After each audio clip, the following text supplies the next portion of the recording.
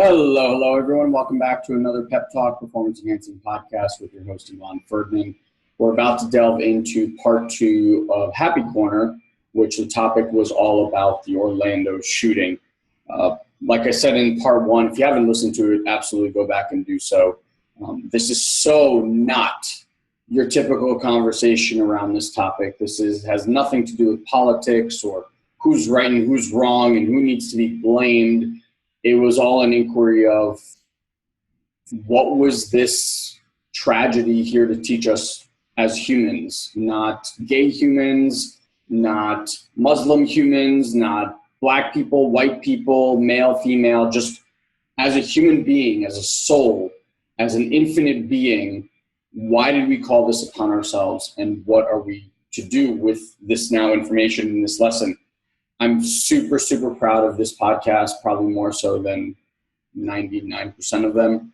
I just think this is one of the best conversations, and I really hope you share with others, and I really hope this kind of message permeates through humanity, because I think this kind of shift is really what we're looking for. In this particular section, we're going to look at what can we learn, like I said, and why did this happen? What is your relationship to others and how you can alter that. A concept which just flew out of my mouth at some point, which I thought was actually pretty cool, about looking at our words as bullets. A lot of being versus doing came up in this conversation.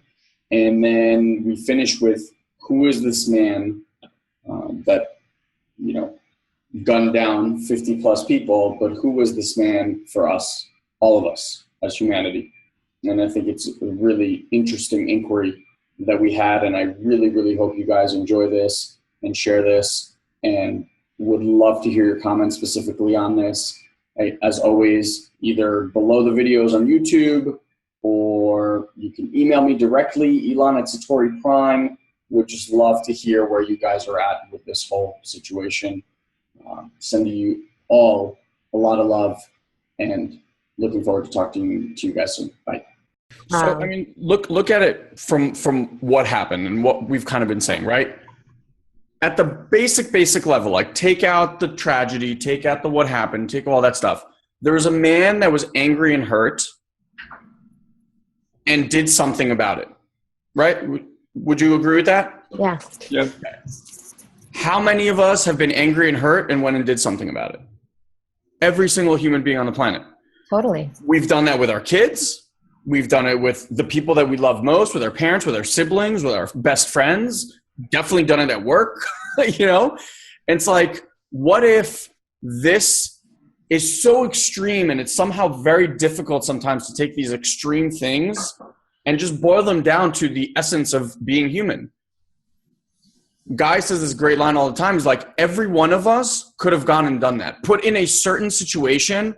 Like, if I found out that, I'm just making some shit up, but like, say gay bikers decided to kidnap my kids, and I found out that they were in this place, right? Like in a bar or whatever, I would have to do a lot of work on myself with all the stuff that I know to not go and just blast that place to smithereens, right? Like, every one of us can become that animal. Yeah. I think what there is to gain here is, look in your life. I'm not saying you're ready to go grab a gun, but yelling and berating your loved one, to them is just as bad. Totally. Right? You're causing just as much pain. So there's something that you've been angry about right now. There's some person that you're holding just intense ill will towards, or an organization or something. It's like, check yourself now. Right.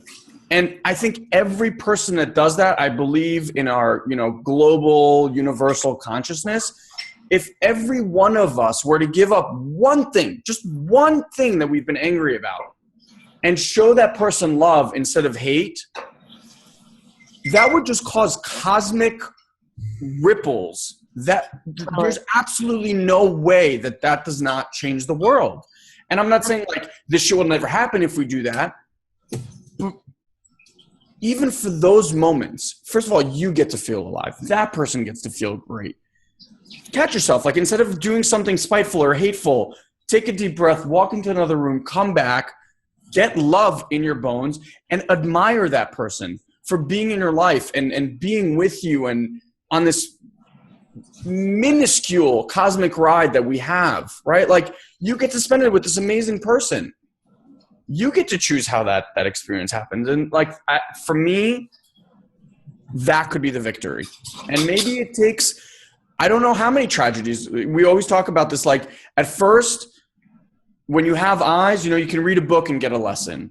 Or some people need cancer or a car accident, which is like, you can't fucking refuse to see what there is to see. The world, maybe that's what we're dealing with. Maybe it needs to be so grandiose that we stop for a minute and go, whoa, what is this all about? Yeah. Right. I think that's a really good point, is that,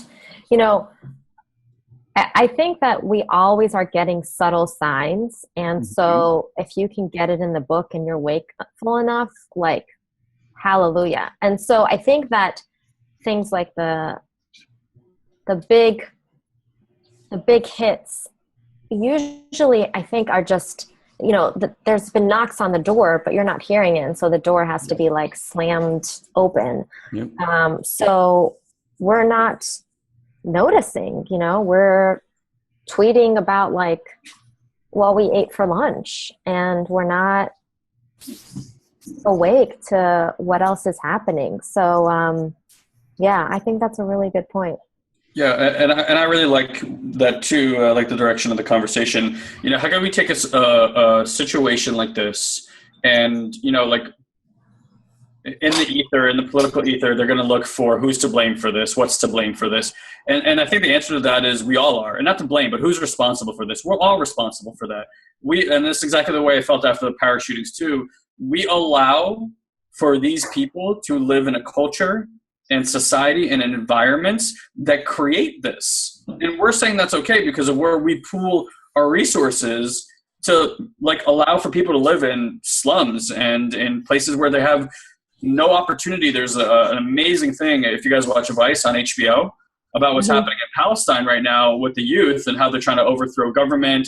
And yeah, they're angry at the Israeli stuff, but they're like angry from like, they want their land back, but how much more angry they are at the political structure over there because they come out of university, like good universities, and there's no jobs. Like, these people have no future.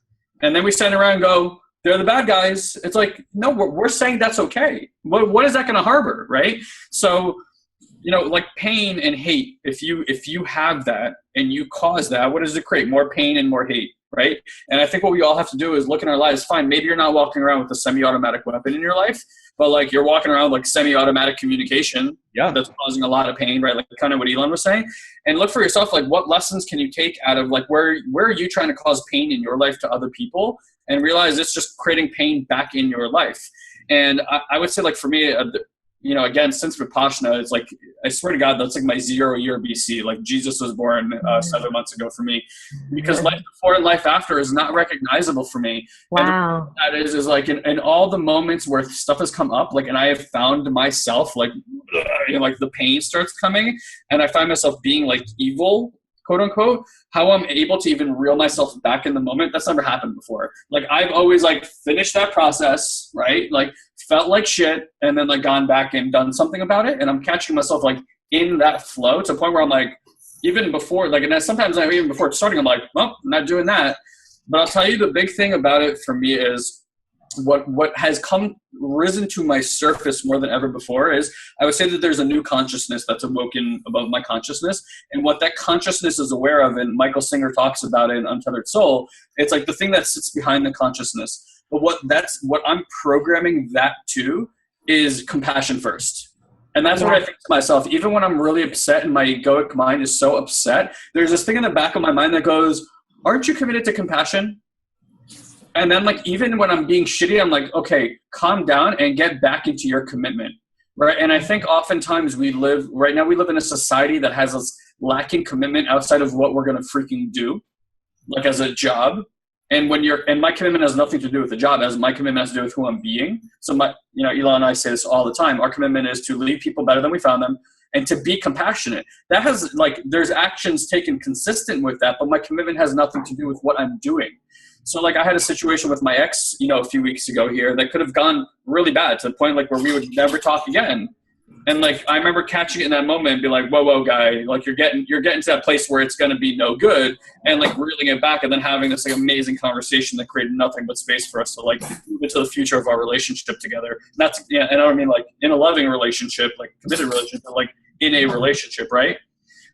So that's something I would really look at for everybody. It's like, what is your day-to-day, moment-to-moment commitment to every single person you come across, and how do you train yourself to live in that space as much as possible? Now, you know, obviously I live in San Diego. This is like, I think San Diego is a good place to come and see about what the world may look like, you know, not too far into the future, because it's a really progressive place. And I think part of the discomfort of when you get here for some people is that it's extremely empathetic. Like this is really like a heart first type of place, not like a mind first type of place, where New York is like left brained, heart first, like get it done, macho, right? Like that kind of stuff. And I had a conversation with somebody yesterday that I won't get into too much detail, but again, it was around this relationship with my girlfriend and like with my ex, and like he's interested in her, and like placed a call to me to make sure that like I was okay with that. And then he was like, I'm going to sit with it and see how I'm going to feel into it. And I told him, I'm like, look, you know, she can do whatever she wants. Like, I'm not comfortable with it. And like, if the tables were turned, like I'd want to be able to explore whatever I need to explore. She should have the same right. And he calls me this morning. He goes, I slept on it. I felt into it. I'm not going to do that out of respect for our friendship, even though that's what he wants to do. Right. Like, I'm like, where the fuck in the world does this happen? Like, who speaks this way or thinks this way or communicates? Hold on. I want to just point out, because this is a really good, this is all we're talking about. People around you speak and act that way. Yeah. People around you, because you be a certain way and you be that way with people, there's only one way that they can be around you. And that is for someone to do that. And that's exactly what I'm talking about. It doesn't take monumental, like move the mountains and let's end guns in the USA. It takes that, like, and consistently being that when stuff happens, people have the graciousness to just be like, dude, here's where I'm at, checking in with you, because they would feel horrible if they did any other thing to you. Yeah, and real quick, Stella, and I think again, that like, you know, that comes from a context of compassion first, integrity first. But if I had to like outlay like why it's so different where I live, and why when I'm constantly, people have to come see what we're doing out here. We live in community with the idea of community, like alive and real. So like it's a conversation. Like it's amazing what we have out here. There's a commitment for compassion and there's a commitment for integrity, right? And like, how hard is that? You know, like, could we move into that world fairly easily? I think so. Yeah. I think so. So, you know, go ahead. Yeah, I think that, you know, you made a really good point about what you're preoccupied with and what you commit to is a state of being versus a state of doing. So when I work with a lot of executives and high performers, and I ask them about their vision and what it is that they want, they start with like, yeah, I know exactly where I want to be in 5 years. I know what I want to do. And it's when we think about what we want from life, we're always thinking about either what we want to achieve or have. And we think that's kind of our North Star. And I think what you said, which is so important, is that actually the first thing you want to get clear on is how you want to be. Yeah. And commit to that. Because first of all, in terms of your achieving, that opens up infinite options for you. If you think about, I want to live my life compassionately. I want to live my life with integrity. I want to live my life with flexibility so I can travel and experience adventure. Then you can look for options that satisfy that. And so what I see over and over again is people committing to doing something or achieving something, but not being a certain way. And that's why people feel so much inner conflict, because they may be living the quote unquote dream and have achieved everything they want, but they're still feeling empty inside, or they're feeling something's off. And so you don't have to, you could have a loving family and an amazing career and a great car and whatever else is important and still feel like there's something off. And that's because you haven't gotten clear and committed to that state of being that that's important to you. And I just think that's something that's really important for everyone, is to just kind of think about, how is it that I want to be and show up? And so for me, love is one of my values, and that's really about connecting deeply. And I know that there's times when I'm talking with my husband about like last night, he forgot to put on a night diaper for our daughter. So like for those people who don't have kids, it's like an extra padded diaper. So when she pees, it doesn't like leak everywhere and wake her up and then wake us up. And I got so angry, and I was like, what? How many times do we put our daughter to sleep? Do we ever put her to bed without a night diaper? And I was so mean. And in the moment, I was recognizing kind of that kind of violence. I mean, that is a form, it's not physical, but I could have been more compassionate and gentle and soft and loving in that moment than I was. And so it's really, on a micro level, a conversation by conversation, how can we see the innocence in others? And how can we look at this differently? So I had a client who's he's the COO of a financial organization, and he finds that he gets really triggered by this one person at work, and he always assumes he's trying to sabotage his efforts and make him look bad, and he just like assumes the worst out of him. And he finds himself reacting, not saying anything too bad, but in his mind he's really thinking the worst thoughts, and he'll say things that really just aren't expressed in the way that he wants, because he knows he's not acting from his highest self. And so we did an exercise, which I think I may have shared before, and we can go through it again. But he basically did this exercise, and we went through it, where it gave him the space to dispute his beliefs around what this person is trying to do. Basically, to just dispute, okay, I believe this guy is an asshole and he's trying to like make my team look bad. Like that's the running thing in his mind. So then he had to pause for a moment and be like, how else can I look at this? What's a way that I could counter this belief? Okay, maybe this guy really needs help and he's afraid to ask for it. Or maybe this guy just needs my attention. And so I just talked to my client like this morning, right before this call actually, and he's like, it's been a game changer. It's been a game changer at work. It's been a game changer for how I deal with my family, because you're not going around judging everyone, assuming you know what their intentions are, which is essentially what we're trying, I think, to do, is even in the wake of this tragedy and this person committing a horrific crime, to try to see this differently and have also the capacity to have empathy for this human being who probably didn't start out this way. Right. And so, when someone cuts you off in traffic, instead of like wanting to like get out of your car and like, name this person some names, like maybe, who knows, maybe they're on the way to like their wife deliver their baby. Exactly. Yeah.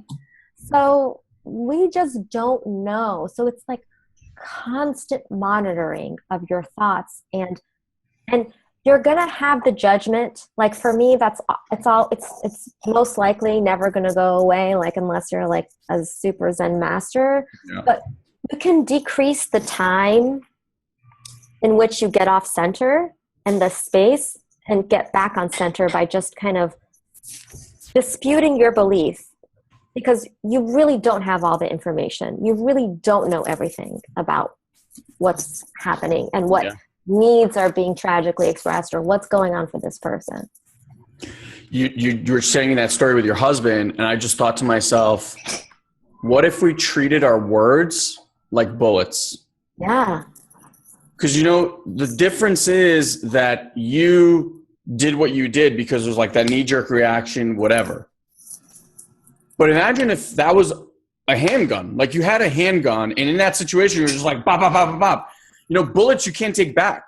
Yeah.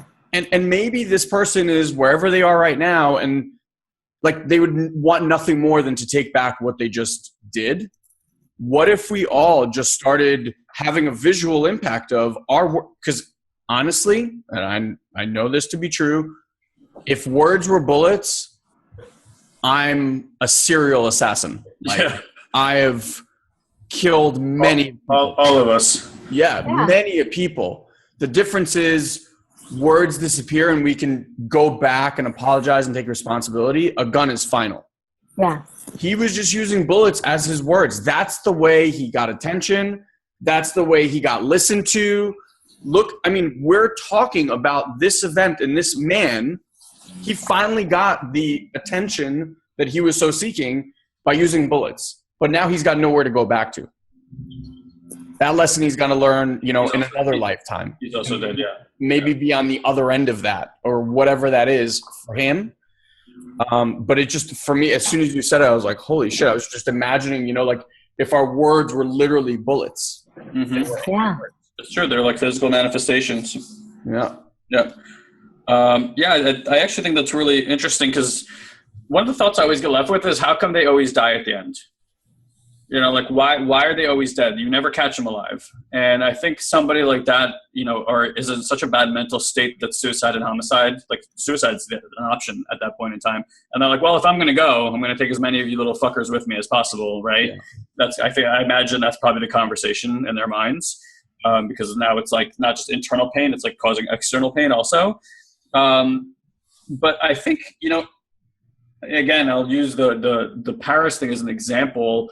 I was in such a heightened state at the time of compassion, of like Jesus type of compassion, that I understood what he meant when they know not what they do. I understood why he could be on the cross, be maimed the way he was, whether that happened or not really feel it in his body, because I wasn't really in my body at that point either. Like, I could completely separate my consciousness from body, and just look at people and just say, yeah, I get it. You guys don't know what you're doing. And basically, you're not conscious enough to understand it. And I'm sure he wasn't either. And Stella, you said to monitor your thoughts. I'm a little bit, I don't want to say it's not a right way, because I monitor my stuff too all the time. Monitoring just seems like a burdensome thing. I think more than anything, it's like just releasing. Like, I've come to the idea, I don't want to say it's a conclusion, because that idea could change also, that pretty much every thought I have is just false, whether it's good, bad, or indifferent. Like, nothing my mind is ever coming up with could possibly have any grasp on what's actually happening on this planet. Like, there's no reality in my thought, right? It's constantly being made up. So I'm always in the process of just releasing all my beliefs all the time, whether they're good, bad, or indifferent. It doesn't matter to me. Whether I love somebody, release that too, because like that love can turn into an attachment. Right? That attachment could turn into expectation. That expectation could turn into them not fulfilling that expectation. And then I lose my love for that person. Now I go to like, I kind of don't like you. So even like those things can oftentimes be bad. Like, it just like, there's a relationship all the time between the things that you don't want and the things that you do want, and how they work with each other and they create one another. So I just want to create that small distinction for people, because I was just concerned that somebody here's monitoring. It's like, okay, well, I got to watch myself all the time. The other thing that I really like that you said is like with your executive clients, you said like where I want to be in 5 years, which is such a Western way of thinking, right? Like, so what do I need to do? What do I need to do over the next 5 years to be the person that I want to be 5 years from now?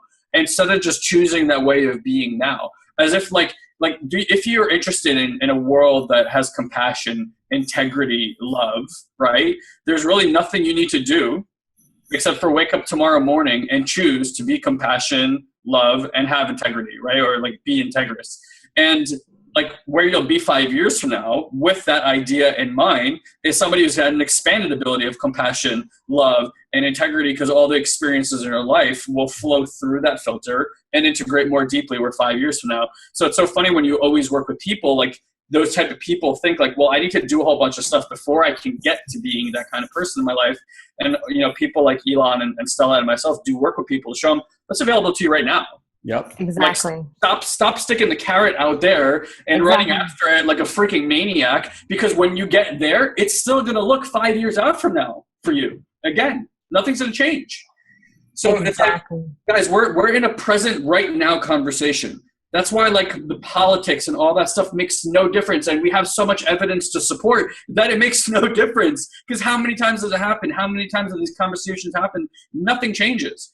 And it's because we don't say like, right now, let's make that choice. We're like, what are we going to do so that 10 years from now, we don't have to deal with this anymore? And then 10 years from now, it's like, okay, well, we have more than ever. How did that happen? Yeah. Bullshit. Doesn't work. Yeah. And I think that, it's interesting. I do agree that there is something about this reality that is all an illusion. But I think it also depends on how you get data or information or intuition. And for me, sometimes I get intuition as a whisper in my mind. And so I think for a lot of people, it's hard to discern between, is this fear? Is this intuition? Is this some kind of higher something? And usually the thoughts that are fear-based or the thoughts that feel heavy or out of obligation, I think are usually the ones that are really an illusion.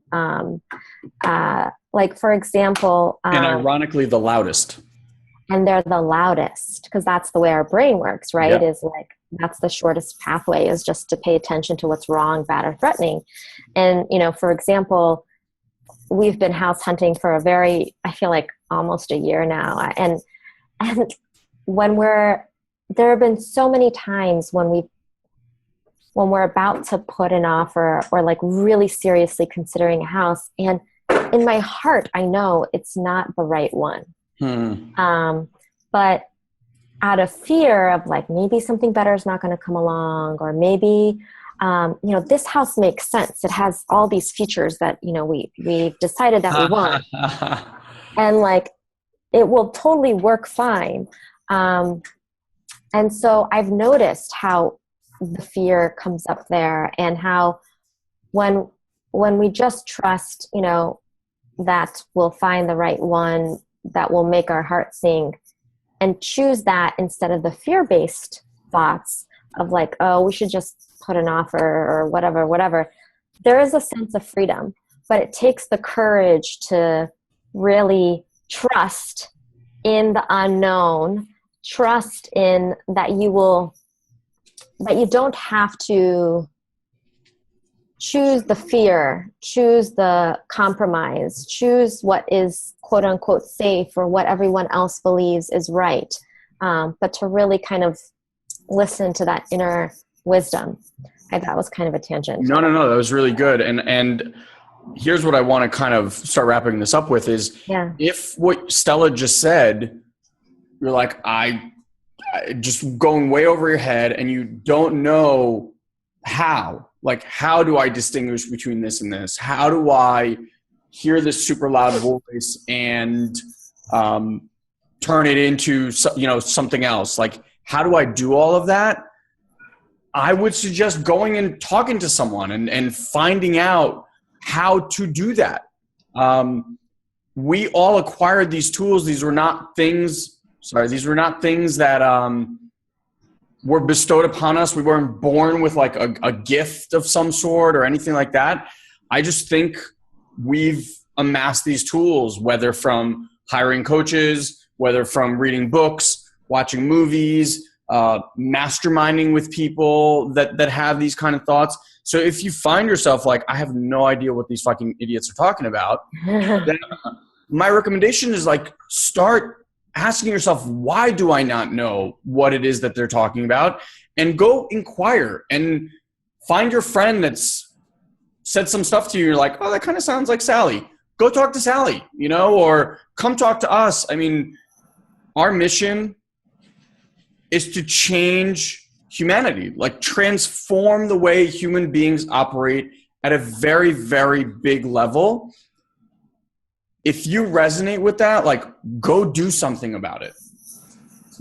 Otherwise, again, this is just another missed opportunity. Yeah, and invest in yourself, right? Yeah. Invest in yourself. Like, the amount of more capital that Elon and I put behind investing in ourselves on an annual basis kind of blows my mind, because like I feel like we've come such a long way, but then to see that number, like how quickly it's actually escalating, it's like so funny. I'm sure if I looked at my expenses like 5 to 6, 7 years ago, it'd be like food and drink was like the number one thing, especially when you live in New York. That's like all your money goes there. And I'm sure a lot of it would still look like that. But then I would look at this whole other chunk that's just like grown on the side of it. And it's just been like developmental investment in myself that's always paid off so much. And it's not just because it pays off for me, it's because it pays off for everybody around me. I don't think that it's a coincidence that I live where I live right now, that I have the people that I have around me right now, that I'm involved in the conversations that I'm involved in right now, that we're looking at like really big things these days. It's pretty cool. And again, I kind of wanted to say before I say the one thing that ties people, like I would say like core, the core attribute, human attribute that I see out here is empathy. Empathy. Like everybody would say like, I'm a really empathetic person. They like feel what other people are feeling. They're digesting not just their human experience, like their personal human experience, they're digesting everybody's. And I think if we were to like take community and break it down to what does that look like, that's what it means. Like not just self-care, like care. I wonder how many mass shootings have happened in San Diego. Yeah, I imagine not too many. I don't think it's a coincidence that it's the first city going to be in the United States by 2020 that's going to be fully on renewable energy. That like there's an entrepreneurial freaking renaissance happening out here, that the town over for me is becoming a prototype town for for-benefit corporations, so they could look like a big prototype and show the rest of the country what's possible, when that's the only companies that exist in the town. Right, that no longer work for profit or are not for profit, but are somewhere in between those two things and are like creating societal change, whether it's a food, like a little food truck on the side of the road, to a corporation. It's amazing, right, guys? So like, again, that's why I'm like, this is one of these places you kind of want to come visit, besides the fact that it looks amazing and it's paradise. Like it's circumvented that into the mentality of the people. And again, it's just an example of what society might look like in a very near future. And if it connects with you, again, San Diego was the biggest growing city in the United States last year. None of this is a coincidence in my eyes, and it really points to what people are looking for. And I love seeing that sparkle when somebody gets here and goes, I'm home. Mm-hmm. Because that's how I felt when I got here. Because it's the first time I'm like, oh, all these conversations that I've been having, there's a place people live and have them all the time. Like, why wouldn't I want to be there? So, that's part of it. But again, I'm not saying this is the best place for everybody, but if you're looking to create a world that stops having the struggle of what we're seeing show up as these, amalgamations on the planet, start with home, start with empathy, start with community, start with integrity, start with compassion.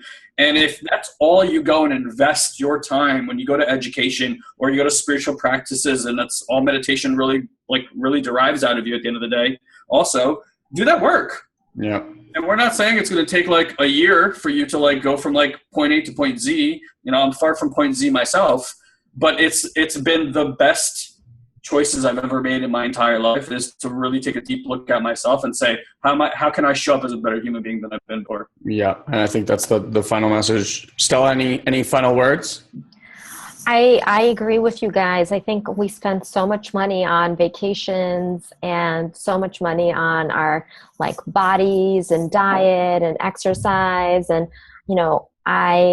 I just don't think people invest enough in their own mental well-being, Mm-hmm. which really affects everything. So really learning the skills for how you can be more peaceful and compassionate and caring and kind really reverberates in so many ways. So that is really a skill, and it can be learned. And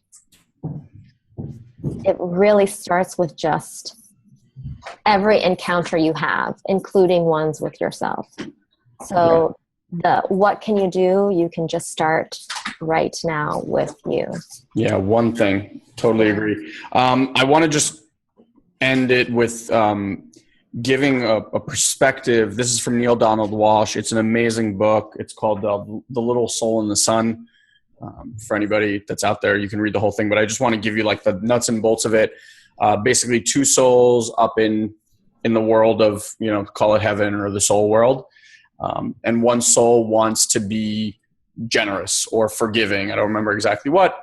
And God says to him, well, you can't really do that up here because everyone already is the light. They're all like, there's nothing for you here to forgive. So he's like, huh. He's like, well, you can go to the physical world and you can create an event in your life where you would have to enact forgiveness. He's like, well, but what would who would I have to forgive? And this other soul, who they're like really connected, says to him, well, I'm willing to go down there and do something really horrible to you so that you would have the opportunity to forgive. And the soul's like, you would do that for me? Why would you do that? In order to do this act, you would have to be so dark and so black. Like, why would you do that for me? It's like, because I love you. And if this is what you want, I'm willing to do that for you. And so I don't know who this man was or what his thing was, but maybe he was just one of those souls. And that soul's job was to awaken all of these people. And he made himself so dark and so grim so that we could learn whatever it is that we came here to learn. And he's not a bad human being. And there's nothing bad. Like, we manifested that so that we can have this. And whatever that is for you, just do that. I don't know, like, do that. Learn that thing and just go do that, master that, and that will lead to the next thing. And I just made myself cry. Amazing. Amazing. So I had no idea we were going to do this. I absolutely love that we did this. And for anyone out there, if you're feeling stuck or if you're feeling angry or frustrated and not accepted or not loved or whatever, I'm sure every single one of us would be happy to speak to you. Like, just reach out. Just reach out.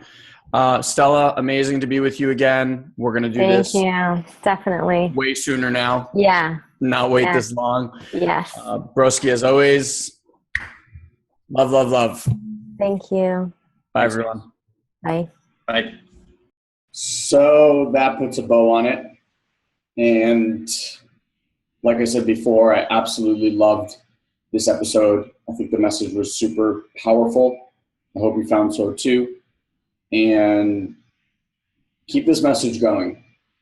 Let's not forget. Let's see what we can learn from this. I know in the media, it seems like the event never even happened. Just like the media does, on to the next thing. Finding something else to sensationalize and do whatever the hell they do with. And I think that the message wasn't received. And if it's not received now, these massacres or tragedies or whatever we want to call them will just keep occurring until we as human beings learn our lessons. So please share this. Share this with friends. Share this with colleagues. Share this with people that are carrying hate for what happened. Share this with people that are blaming or being victim or something. Maybe this slight different perspective is just the shift that they need. Maybe to see through something else's eyes and focus on other things than blaming or being victim or anything like that. So love you guys, and we'll see you on the next performance enhancing podcast. Bye.